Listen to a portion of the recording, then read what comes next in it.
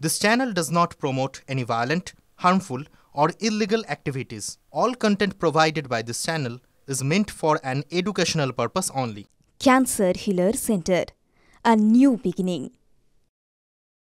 আমরা আরো একবার দিল্লি ইলেকশনের যে প্যাটার্ন বা ট্রেন্ড তার বিশ্লেষণ করব। আমাদের সঙ্গে এই মুহূর্তে রয়েছেন শুভময় মৈত্র, রাজনৈতিক বিশ্লেষক।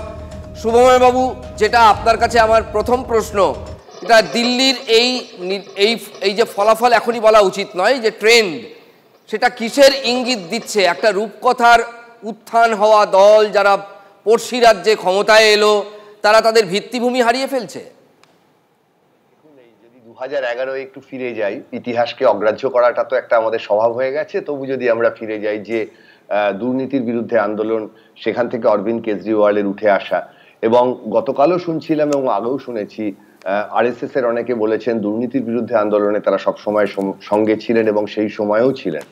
যদি ধরে নেওয়া যায় যে কংগ্রেসের সেই সময় যে দুর্নীতির সংক্রান্ত অভিযোগগুলো কংগ্রেসের বিরুদ্ধে আসছিল, তার বিরুদ্ধে একটা আন্দোলন উঠে এসেছিল, এবং সেই জায়গায় ঠিক যার সঙ্গে তুলনা করতে পারেন পশ্চিমবঙ্গে মমতা বন্দ্যোপাধ্যায়ের উত্থান, অর্থাৎ বামফ্রন্টকে সরানোর জন্য মমতা বন্দ্যোপাধ্যায়ের বিরুদ্ধে সকলে এক হয়ে গেছিলেন, মমতা বন্দ্যোপাধ্যায়ের পক্ষে সকলে এক হয়ে গেছিলেন, বিজেপিও কংগ্রেসও সকলেই চাইছিলেন তিনি জিতুন। আপনি একটু প্লিজ এর সঙ্গে থাকুন, কারণ এই মুহূর্তে আমাদের দর্শকদেরকে জানাতেই হচ্ছে জঙ্গপুরা আসন থেকে মনীষ সিসোদিয়া তিনি হেরে গেলেন। এই মুহূর্তে বড় খবর, জঙ্গপুরা রাজা, আমরা বারবার বলছিলাম এই তিনটে মুখ, এই তিনটে আসন খুব গুরুত্বপূর্ণ ছিল।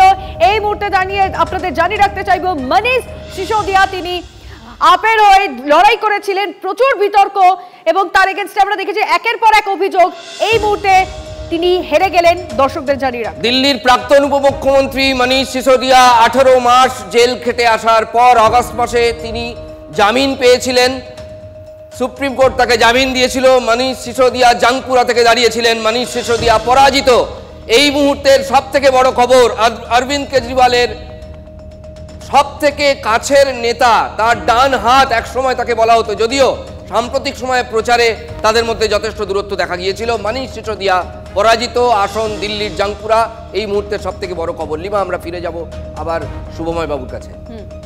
যে আলোচনাটা করছিলাম, এবং দ্বিতীয় জায়গা হচ্ছে যে কংগ্রেসকে যে অত্যন্ত একটা ছোট জায়গায় পৌঁছে দেয়া ভোটের শতাংশে এবং আসনের নিরিখে, যেটা পশ্চিমবঙ্গে বামপন্থীদের ক্ষেত্রে আপনারা দেখবেন, সেই জায়গায় কিন্তু আম আদমি পার্টির যথেষ্ট কন্ট্রিবিউশন আছে। ফলে বৃত্তটা সম্পূর্ণ হলো।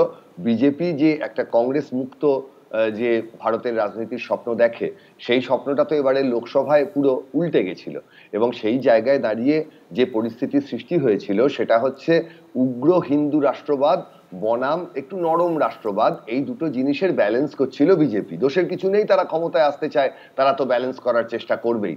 সেই জায়গায় দাঁড়িয়ে সম্ভবত এবার যোগীকে দিল্লিতে খুব একটা প্রচারে আনা হয়নি, এবং যেটুকু খবর পাওয়া যাচ্ছে সংখ্যালঘুদের খুব অল্প হলেও সেই ভোটটা কিন্তু বিজেপির কাছে কিছুটা পৌঁছে গেছে। দ্বিতীয়ত, ভারতের যে মাঝামাঝি অবস্থানের দলগুলি কংগ্রেস এবং একটু বামপন্থীরা, তারা যে দেশ শাসন করতে পারেন, তাদের যে বিভিন্ন মানুষ যাদের রাজনৈতিক গভীরতা আছে, যারা পার্লামেন্টে অনেক সময় আমাদের ঋদ্ধ করেছেন বিভিন্ন সময়, সেই মানুষগুলি যে দেশ শাসন করতে পারে, তারা যে শুধু নিজের দলের মধ্যে চেয়ার নিয়ে উৎসাহী নয়, অর্থাৎ যেমন ধরুন সিপিএম এর দক্ষিণ 24 পরগনায় বা টালিগঞ্জে মারামারি করছেন তারা, যে কিভাবে চেয়ার ধরে রাখবেন, কিন্তু যখন দেশে শাসন ক্ষমতা পাচ্ছেন তখন যোগ দিচ্ছেন না, সোমনাথ বাবুকে সরিয়ে দিচ্ছেন। এটা বড় ইতিহাস।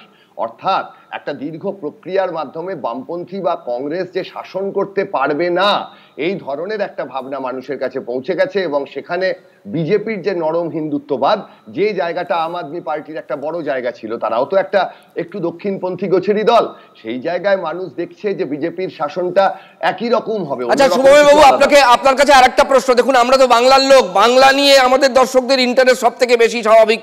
এই দিল্লিতে আমি ধরে নিচ্ছি এখনো জয় হয়নি বিজেপির, কিন্তু জয়ের পথে যদি শেষ পর্যন্ত বিজেপি জিতে যায়, তাহলে সেটা বাংলার কাছে, মানে বাঙালির ভোটারদের কাছে, বাংলার মানুষের কাছে বিজেপি কত বড় বিজ্ঞাপন হিসেবে তুলে ধরতে পারবে?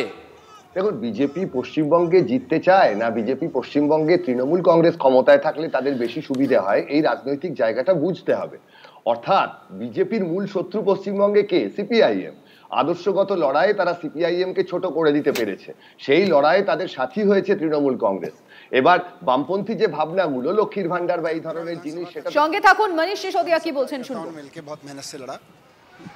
जंगपुरा के लोगों ने, जंगपुरा विधानसभा के लोगों ने भी बहुत प्यार मोहब्बत सम्मान दिया, लेकिन 600 वोट से लगभग 600 वोट से उसमें हम पीछे रह गए।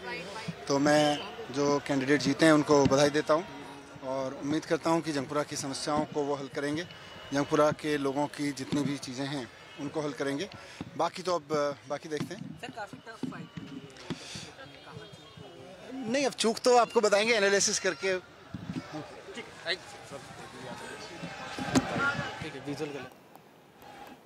এই মুহূর্তে জগদ্দলে আমরা নজর রাখবো, সেখানে বিজেপি সেলিব্রেশন শুরু হয়ে গিয়েছে। আমাদের রিপোর্টার অনন্ত সেখান থেকে রয়েছেন। অনন্ত,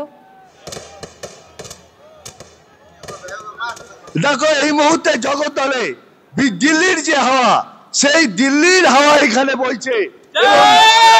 আবির মাখানো থেকে আরম্ভ করে যে নরেন্দ্র মোদীর নামে স্লোগান আবির মাখানো শুরু হয়ে গেছে। অর্থাৎ দিল্লির যে হাওয়া, তারা চাইছেন যে দিল্লির হাওয়া যাতে বাংলায় আসে এবং সেইটাই। কিন্তু অনন্ত, বিজেপির শীর্ষ নেতৃত্ব বারবার বলেছিল যতক্ষণ না ইলেকশন কমিশনের তরফ থেকে সম্পূর্ণ ফলাফল ঘোষণা হবে ততক্ষণ অবধি যেন কোনো সেলিব্রেশন দেখা না যায়। তারপর সেই নির্দেশকে তারা কেয়ার করছেন না। বলছি যে কি আশা নিয়ে আবির বাঁধছে। আজকে দিল্লিতে আমাদের ভারতীয় জনতা পার্টি সরকারে এসছে, একটা দুর্নীতিগ্রস্ত সরকারের পতন ঘটেছে।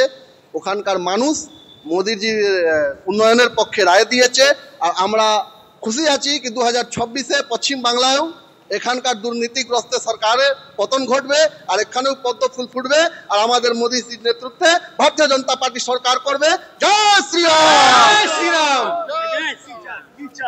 আমরা একটা জিনিস চাই, যেটা দিল্লিতে হয়েছে, যারা যারা ক্রিমিনাল বা যারা যারা ঘুষখোররা আছে তারা তাড়িয়েছে, সেটা আমরা এবার পশ্চিমবাংলায় ममता बनर्जी के तारिए छोड़ बैठा। देखिए जिस तरह दिल्ली में सरकार बनी है, বুঝতে পারছি অনন্ত, অর্থাৎ অফিশিয়াল অ্যানাউন্সমেন্টের অপেক্ষা তারা করতে পারছেন না। মানে এটা আমরা দিল্লিতেও দেখেছি, যারা নিচু স্তরের বিজেপি কর্মীরা রয়েছেন তারা সেলিব্রেশন সেখানেও শুরু করেছে, আর বাংলাতেও সেই একই ছবি। হ্যাঁ লিমা, ব্যারাকপুর শিল্পাঞ্চলে তো বিজেপির কিছুটা ভিত্তি আছে, যে কারণে ব্যারাকপুর শিল্পাঞ্চলের জগদ্দলে আমরা দেখছি বিজেপি সমর্থকরা রাস্তায় নেমে পড়েছেন এবং তারা মনে করছেন 26-এ পশ্চিমবঙ্গেও বিজেপি ক্ষমতায় আসবে, এটা তারা মনে করছেন।